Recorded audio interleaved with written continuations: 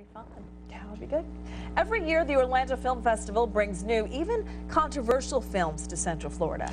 Tonight, Local 6's Laura Diaz previews a documentary featuring a local man not afraid to transform himself before an audience.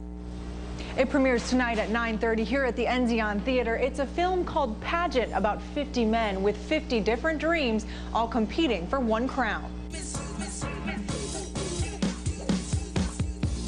There's nothing traditional about this pageant, nor the talented men competing in it. You ladies have very nice high cheekbones, so we actually have to just take a lighter powder on top of our blush. This is Chantel Richey, an Orlando resident and Disney employee who is one of 5 gay men featured in the documentary. Every detail is exposed, from what it's like to transform into a woman to why they do it. Everybody competes for this title for different reasons.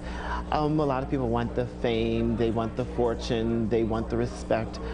Someone like me competes to become Miss Gay America more to have a voice. In everyday life, Chantel is this man, Robert Martin, a regular, all-natural guy. And in this competition, all contestants must remain hormone-free. The biggest misconception about drag is that people just think they're freaks. Martin says that's not the case. In fact, he says when they're not in drag, these performers are just like me and you. We have real 9-to-5 jobs. We're college graduates. We're professionals. We have outside interests.